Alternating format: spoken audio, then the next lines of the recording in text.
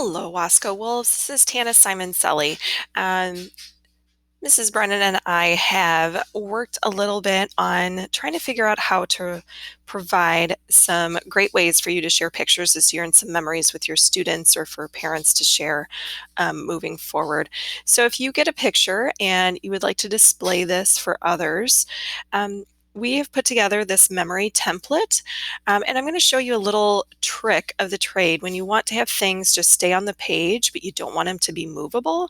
So right now, this Wasco Wolves logo is not movable because I've put it in the master slide, so it shows up on each slide that I add.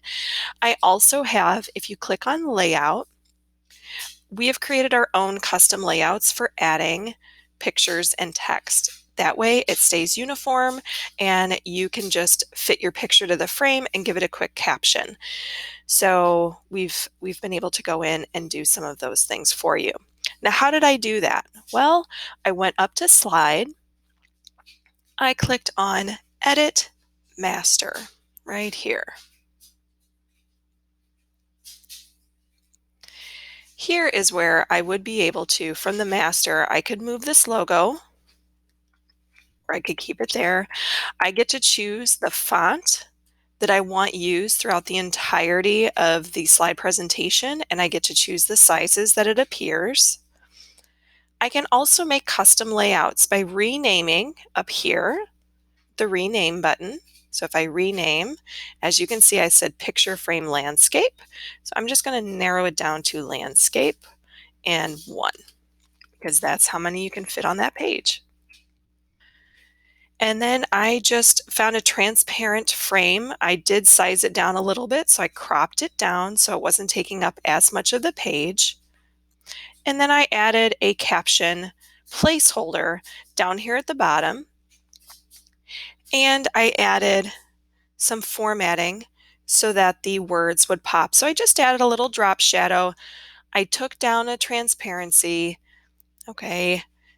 And voila. So then I just duplicated these pages, moved these different frames around. Okay, made it so the placeholder was longer if the caption is going to be longer. And then I also added a free form. So in doing that, I added text and then I added a rectangle behind it so that the text would still pop on top of the rectangle. So those are two different tools that were used here. Okay, so once I have done my renaming, and those are the only slides that I want, I did leave a blank slide just in case. I can click out of master. And then when I want to add another one, I can click on new slide and it automatically picks the one that I previously had. But if I wanted a different layout, I could click on the landscape. I could add another one or two. Lordy. I can go up here and I can add the free form. But essentially what this does is it gives you a uniform way to be sharing things. Hopefully you can find out a way how to share this with your students in a way in the classroom. Maybe it is for a class photo album. Maybe it's for you to create a template that they cannot move in the background, like a graphic organizer. So I'm going to throw this other one on top of here. Okay, I am working on a graphic organizer where you can do the same thing. I have gone in and I cannot move any of this, but the students can go in and click into my KWL. Another way I can use slides in this shaper format is I can lock down this if I wanted to. So I could go into my master slides. Remember, it's slide, edit master, find that title.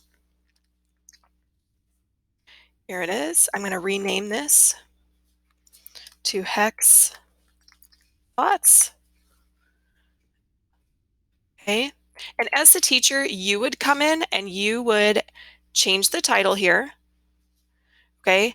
And you would take out the words And all you would simply do is go up here to the text and insert a body text placeholder right there for your students.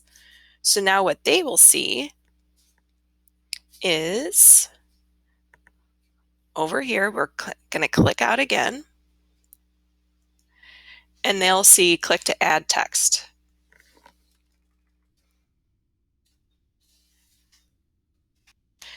Now, the reason why you're seeing multiple, you still see a thought, is because there is an original one that was there. So I'm going to delete that before I send it out to my students. I want to make sure that this is the right size. It's looking like 18 is a little too big.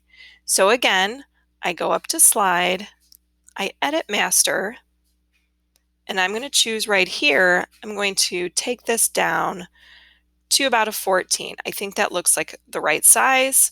I exit out again, and there it is.